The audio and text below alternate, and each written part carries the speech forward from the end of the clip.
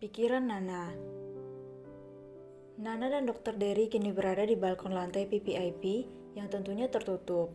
Mereka duduk berhadapan. Sebenarnya Nana cukup mendengar pengakuan Dr. Derry. Dia tidak ingin terlibat lebih jauh lagi. Namun Dr. Derry memaksa Nana hingga akhirnya mereka bicara berdua di sini. Nana diam. Dia memberi waktu Dr. Derry untuk bicara. Namun pria di depannya hanya diam saja dan menatapnya. Itu membuat Nana risih. "Dok, jika Anda tidak bicara, saya akan kembali ke ruangan ayah saya." "Bicaralah dengan biasa." "Tidak bisa, Anda adalah dokter yang sudah seharusnya saya hormati."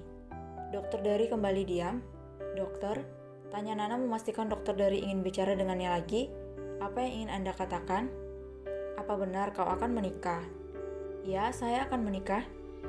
"Jika ini karena ayahmu, Nah, aku bisa membantumu, Nah." "Membantu apa?" "Keuanganmu. Apapun itu aku menyukaimu." Nana menelan ludahnya kasar. Dia juga memang sedikit menyukai Dr. Derry, tapi Nana melihat di mana dia berpijak. Setidaknya pria kaya yang akan dia nikahi itu berpenyakitan dan sudah tua, sehingga dirinya akan berguna. "Nah, aku menyukaimu." "Terima kasih dokter, tapi saya akan menikah." "Apa kau tidak menyukaiku?"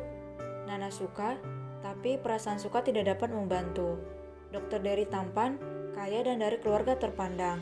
Tidak ada yang bisa Dr. Derry banggakan dari dirinya jika menjadi istrinya, yang mana membuat Nana berpikir Dr. Derry pantas dengan wanita lain. "Nah, kau menyukaiku bukan?" "Tidak dokter, saya sangat berterima kasih karena dokter telah mengasihi saya menyukai saya, tapi saya akan menikah. Akan buruk jika ada rumor-rumor setelah saya menikah nanti." "Kau akan menikahi pria tua?" Nana berdehem. "Saya permisi dulu," ucap Nana pergi dari sana menuju ke kamar ayahnya. Dia menguncinya dari dalam. "Ada apa, Nak?" "Tidak apa-apa, Ayah. Kemarilah."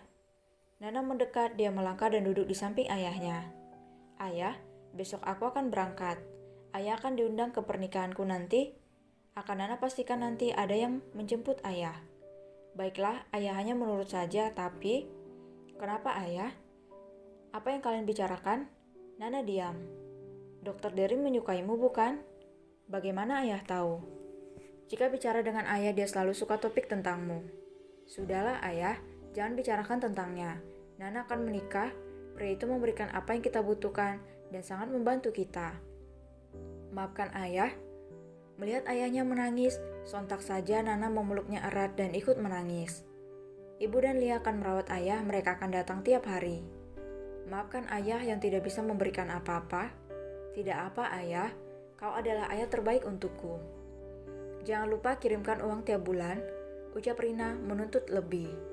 Nana mengangguk dan membawa tasnya keluar sendiri, yang mana membuat ibu tiri dan kakak tirinya mengikuti. "Lia sibuk memakan lontong, jangan lupa undang." "Jemput aja," saran Rina. "Gak sopan, masa ibu mertua gak dijemput?" "Gimana suami Nana nanti, Bu?" "Lah dia kan udah tua, masa gak bisa diajak kompromi?" "Lia," ucap Rina memberi tatapan penuh makna. Dia ingin putrinya lebih sopan dan lebih baik pada Nana mengingat akan mendapat uang bulanan. "Bersikaplah dengan baik pada saudarimu." Lia berdehem, "Jangan lupa nanti jemput." "Iya kak."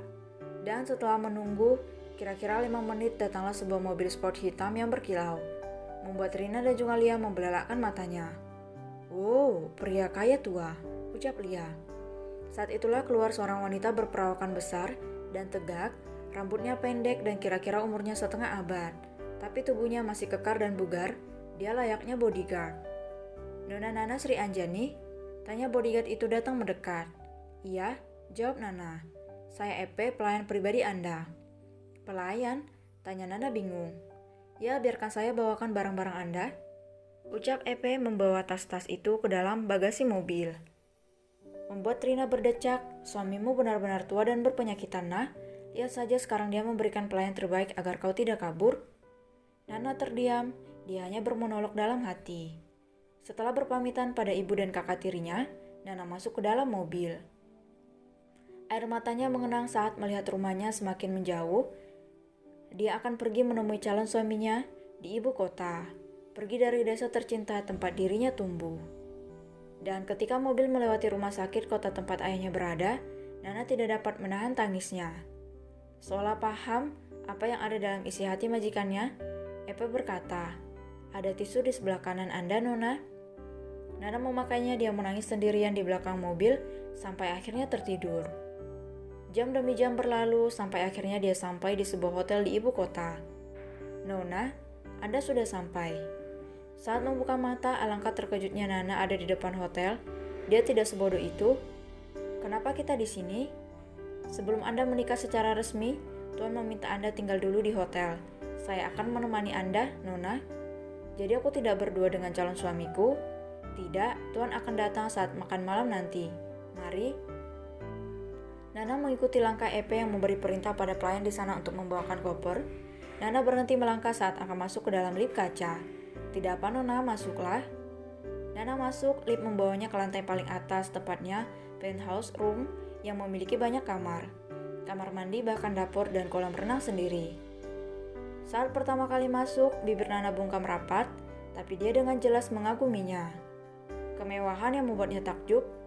"Silakan istirahat, Nona. Ini kamar Anda, saya ada di kamar sebelah sini. Anda ingin istirahat atau makan sesuatu sebelum tidur?" "Tidak," ucap Nana.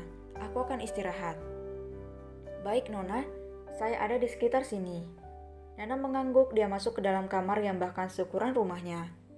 Astaga, kenapa pria ini sangat kaya? Apa benar dia sangat tua dan berpenyakitan? Kasihan sekali. Memang harta tidak menjamin segala hal. Nana duduk di sofa.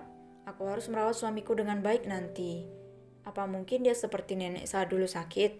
Apa-apa dilakukan di kasur termasuk bab?" Nana bergumam sendirian, dia menggeleng. "Kasihan sekali calon suamiku jika sakitnya separah itu. Tapi tidak apa, aku akan merawatnya dengan baik meski buang air di tempat."